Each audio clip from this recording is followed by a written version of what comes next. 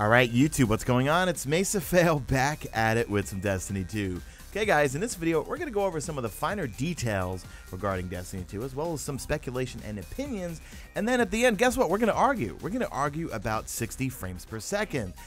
Since I got back from LA, I pretty much covered everything I wanted to in terms of the exotics, the legendary weapons, armor, subclasses, game modes, all that sort of stuff, but I never got a chance to actually go through some of the fine details with the actual reveal that we had.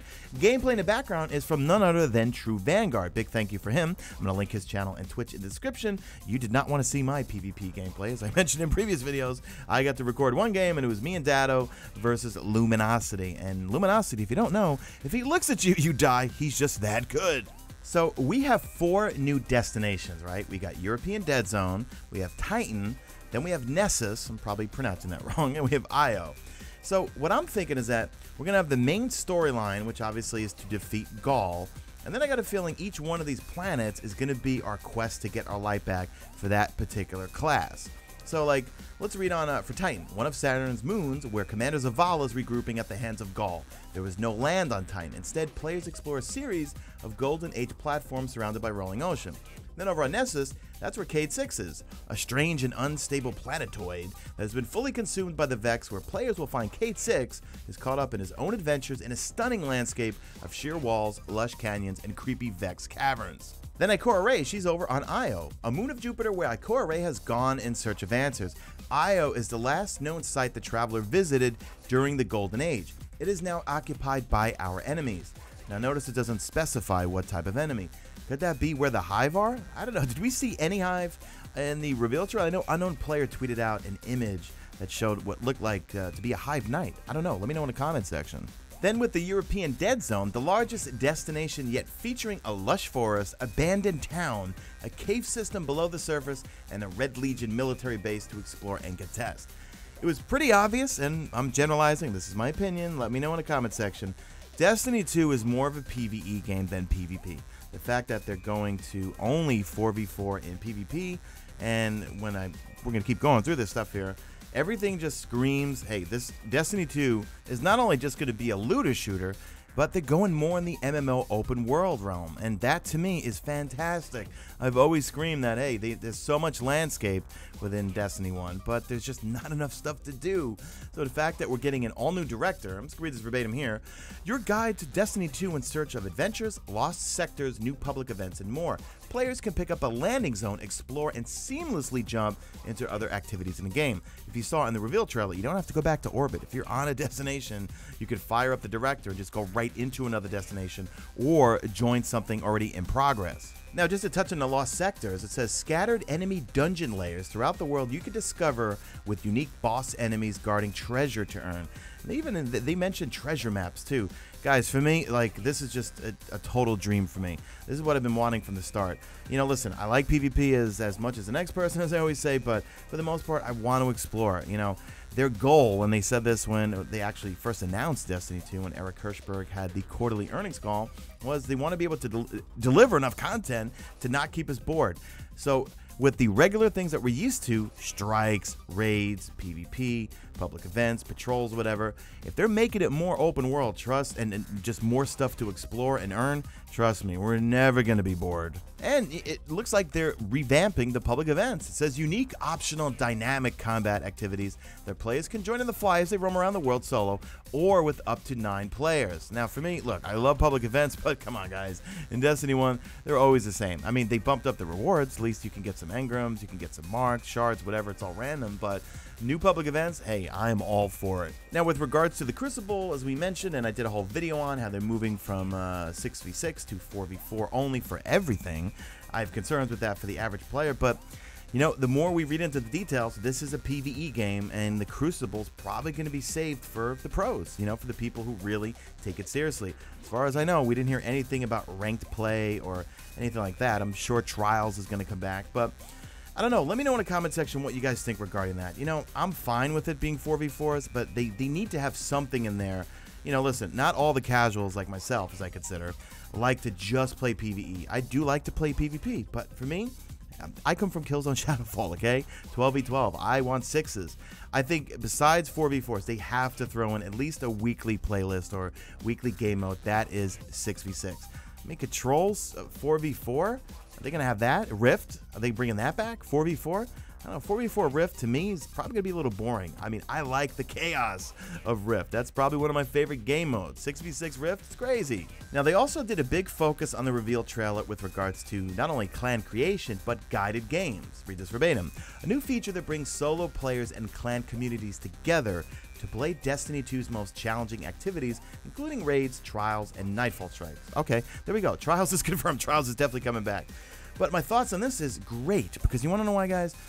Ever since Age of Triumph hit, right, I have a Destiny PS4 Facebook community, and we were at like 35, maybe, like 35, 36,000 people. When Age of Triumph hit, that thing blew up, and I think we're over like 47,000 people right now. Why? Because a ton of solo players, they wanted to do the raids, and to do the raids, you need to make friends, and this is why we do raid carries every week, and we'll be doing Crota's End Challenge mode all week with you guys, trying to do, probably do double and triple carries all week. But with this new feature and with guided games, you know, to get the true full experience from Destiny 2, you need to play with people. You need to have friends. You need to, well, you don't need to be in a clan, but it would be beneficial to you to be in a clan. I mean, more than likely, just like Destiny is now, you could play alone and, you know, you could reach max light level, but they're really stressing to get the true full experience of this game, whether it's PvP with trials or with endgame content like the raids. They want you to play with people, and they're going to be rewarding clans that help people out, and there's going to be, forgot exactly how it's going to work, but there's going to be some sort of rewards for clans as they all progress and do things together, but then also with bringing new people in or people that are not in their clan through these activities. So now it's time to argue. Let's talk about PC and let's talk about 60 frames per second. So the PC version, I got to see it when I went to play Destiny 2, but I was playing it on a PS4 Pro and it looked stunning, and it was at 30 frames per second. Not going to get into the whole debate of whether Bungie and Activision are locking it out because the Scorpio can do, or supposedly can do, 60 frames per second. I don't even know the whole argument. All I know is that the consoles are going to be 30 frames per second, and the PC, which is not even coming out at launch, it's saying right now is uncapped frame rate, right? 4K resolution. So silly Sean put out a tweet. Question, does it make that much of a difference to you, in all caps? Yeah, that was great, Sean. If a game is 30 frames per second compared to 60 frames per second, would you not buy it? So that tweet got a whopping 352 replies, and some good conversations going on within those replies. Look, guys, you know me, I pride myself on honesty. I only cover games I like. You guys know me. I try a game, I play it for a while, and if I don't like it, I don't cover it, I don't play it. I'm still playing Titanfall 2, even though I don't cover it, because no one wants to see it. But I love playing it every day. It's a fun game. Look, it looked stunning on the PS4 Pro. We were playing on PS4 Pros. I don't know if the monitors were 4K. I doubt it, but it looked amazing. We were watching Datto play on PC. I didn't actually play on a PC. Look, guys, I don't even know. I have a PC laptop, but I don't actually own a good dedicated PC. I'm not playing it on PC, okay? Last time I played a game with a mouse and keyboard that was a first-person shooter was probably 10, 15 years ago. I'm not doing it. It looked amazing on the PS4 Pro. Now, I'm not here to start the argument that, you know, it's locked at 30 frames because of Xbox Scorpio can do it, but PS4 Pro cannot because of Luke Smith said that. I think the PS4 Pro can do 60 frames per second, but for Destiny 2, the game itself, it just doesn't have the horsepower. So for me, I don't care that it's not at 60 frames per second. It looked gorgeous. Yes, it did look way better than Destiny 1 in terms of smoothness, in terms of the graphics. I have a PS4 Pro, and I'm probably going to get myself a 4K gaming monitor. Do they even make those? Please let me know in the comment section. I'm just using a regular BenQ gaming monitor right now. So for me, it's not a deal breaker, guys. Listen, you know, play on the console where all your friends are. If you're looking to upgrade, you know, look, I'm a Sony pony, I guess as people call it, right? I've been playing on PlayStation my whole life. Look, I like the menu. I like the menu system. I like the controller. I love my scuffed PS4 controllers.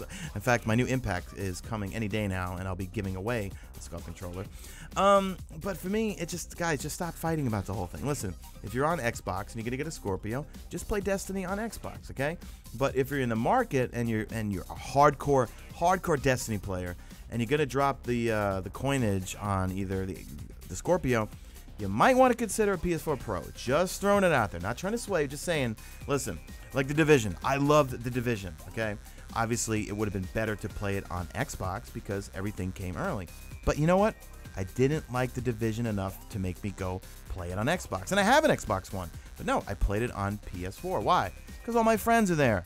I mean, like, did it really make that much of a difference to me? No. I'm not going to play it on the other console just because of the fact that things are there early.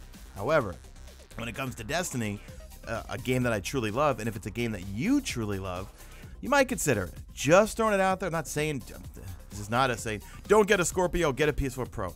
Just, look, think about it. Think about it, how much you love Destiny, and if you're going to buy a console, I was going to say, it might make a little more sense to get the Pro because it looks great, but not even that, you get the exclusives. And look, I know it sucks, but you know what?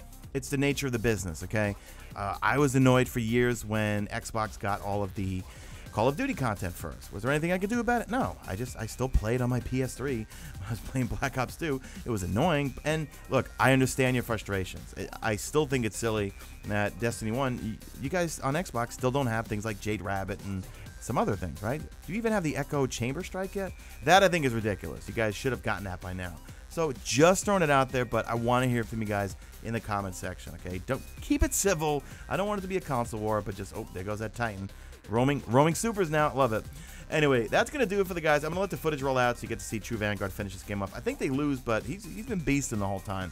So do me a favor. Let me know all your thoughts and opinions in the comments, and I'll try to answer them. Do me a favor. Hashtag made it to the end. Drop a like in this video only if you see fit. Follow me on Twitter at Mesa Sean. Check out my stream. Usually and always on YouTube. That's it. I am out of here like Vladimir.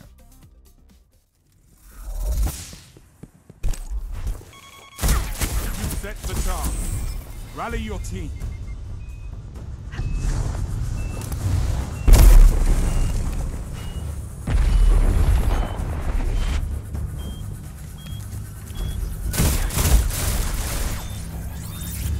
Your charge is defused. A shame.